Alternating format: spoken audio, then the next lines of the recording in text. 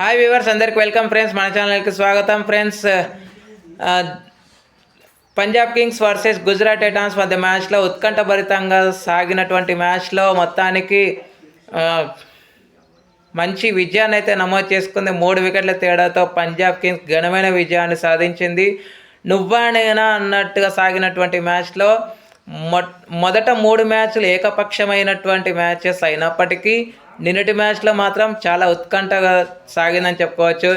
ఫ్యాన్స్ని మునివేళ్లపై నిలబెట్టిందని చెప్పుకోవచ్చు ఈ మ్యాచ్ మాత్రం. సో మరి మ్యాచ్ ఎలా సాగింది, ఏంటి, ఎలాంటి ట్విస్ట్లు చోటు చేసుకున్నాయి అనేది మనం పూర్తిగా డిస్కస్ చేద్దాం. So let's move into the topic. Hi, hello viewers, అందరికీ వెల్కమ్ ఫ్రెండ్స్. మన ఛానల్కి స్వాగతం.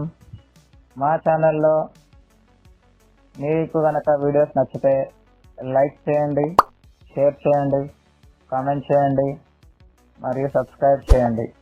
మరిన్ని నోటిఫికేషన్స్ కోసం పక్కనే ఉన్న బెల్ ఐకాన్ని ఆల్ పైన ట్యాప్ చేయండి. ఆల్ పైన ట్యాప్ చేయడం ద్వారా మేము చేసే ప్రతి వీడియోలని, తాజా వీడియోలని నోటిఫికేషన్లో పొందగలరు.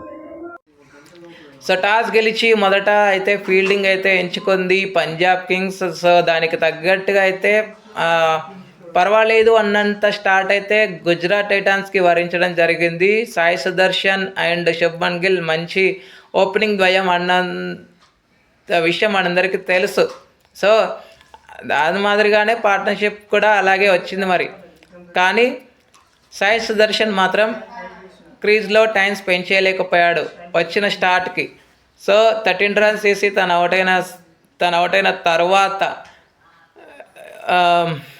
జాస్ బట్లర్తో కలిసి మంచి పార్ట్నర్షిప్ అయితే నెలకొల్పడం జరిగింది. 37 దగ్గర ఫస్ట్ వికెట్ అయితే పడిన తర్వాత మంచి పార్ట్నర్షిప్ జరిగింది. 4th ఓవర్ నుంచి 16th ఓవర్ వరకు ఉన్న బట్లర్ తనకున్న స్ట్రైక్ రేట్కి, తనకున్న గేమ్కి అసలు ఎవరు ఊహించలేనిదే అని చెప్పుకోవచ్చు. ఎందుకంటే తను ఉన్నంతసేపు బౌండరీ సిక్సర్స్ అయితే కాన్ఫిడెంట్గానే కొట్టినప్పటికీ ఒక ఎండ్లో వికెట్లు పడుతున్నాయి. కానీ తను మాత్రం ప్రెషర్కి లోన్ అయ్యి ఆ రన్స్ కూడా ఇంకా తగ్గుముఖం అనేది పట్టిందని చెప్పుకోవచ్చు. విండ్ ఉంది, స్వింగ్ బాగా అవుతుంది.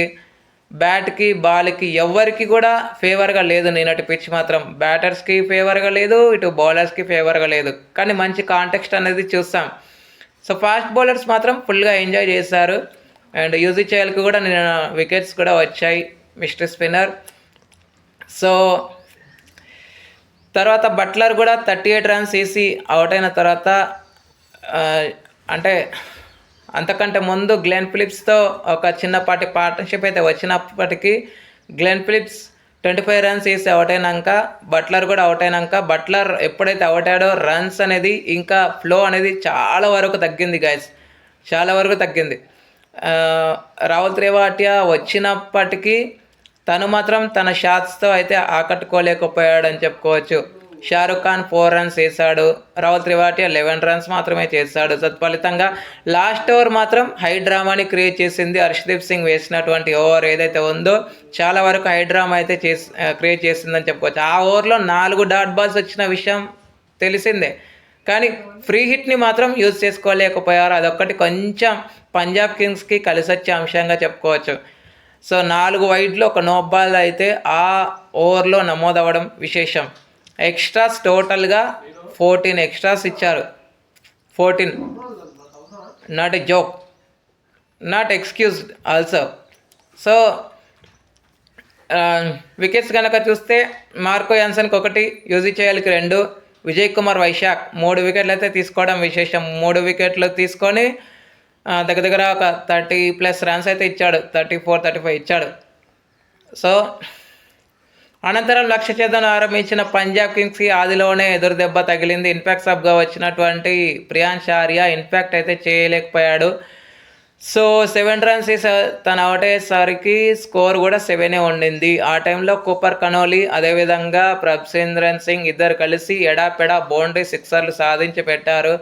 నిజంగా ఒకనొక టైంలో గుజరాత్ టైటాన్స్కి ఏం చేయాలో అర్థం కాలేదని చెప్పుకోవచ్చు.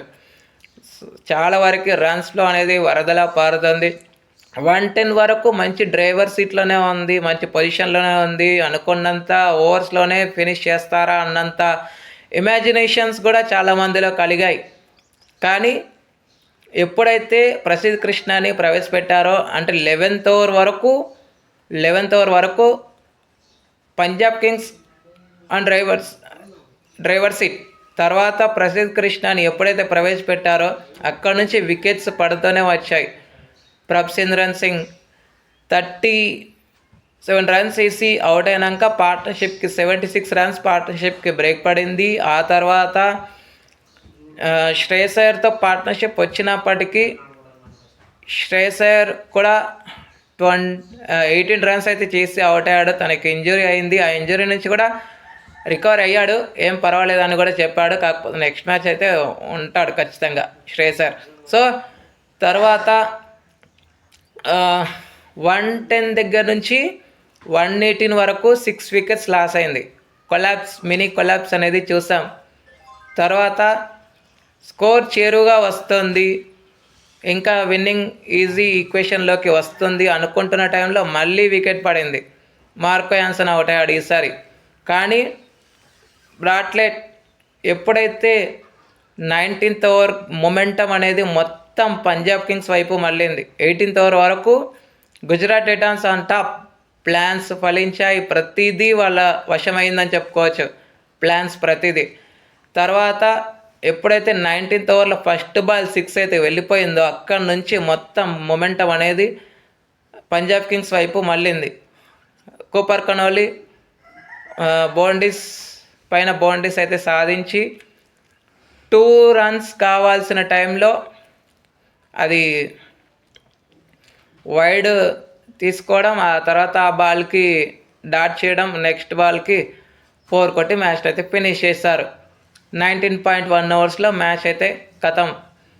సో వికెట్స్ కనుక చూస్తే ప్రసిద్ధ్ కృష్ణ 3 వికెట్లు తీసుకోగా రబాడా అదేవిధంగా అశోక్ శర్మ డెబ్యూటాంట్ తనకు 1 వికెట్ అండ్ రషీద్ ఖాన్కి 1 వికెట్ అండ్ ఆల్సో ఇంకొక వికెట్ కూడా నమోదు అవ్వడం విశేషం. సో ప్రతి ఒక్కరికి అయితే వికెట్ అయితే రావడం ఎక్సెప్ట్ మొహమ్మద్ సిరాజ్ తప్ప ప్రతి ఒక్కరికి వికెట్లు అయితే లభించాయి. ఓకే ఫ్రెండ్స్, ఇక player of the match award అయితే నో డౌట్ నో సర్ప్రైజ్, ప్రెషర్లోనూ 44 బాల్స్లో 72 రన్స్ వేసి అన్బీటన్గా ఉన్నటువంటి కూపర్ కనోలీకి player of the match award అయితే వారించడం విశేషం. ఇక గైస్ ఈరోజటి match number 5 Delhi Capitals versus Lucknow Super Giants వద్ద మ్యాచ్ అయితే ఉంది. సో ఎవరు విజయాన్ని వరిస్తారు అనేది మీ ఒపీనియన్స్ని కామెంట్ బాక్స్లో కామెంట్ చేయండి. ఏమైనా ప్రెడిక్షన్స్ ఉంటే కూడా చెయ్యండి. మీ యొక్క ప్రెడిక్షన్స్ ఏది కలిసి వచ్చినా మీ నేమ్తో పాటు మీరు చేసిన ప్రెడిక్షన్ ఏమైనా వచ్చిందంటే ఖచ్చితంగా నేను అనౌన్స్ చేస్తాను. Okay, thank you friends. ఇలాంటి అప్డేట్స్ కోసం ఛానల్ని సబ్స్క్రైబ్ చేయాలి, కామెంట్ చేయండి. మరొక అప్డేట్తో మీ ముందు ఉంటాను ఫ్రెండ్స్. అంతవరకు సెలవు, నమస్కారం.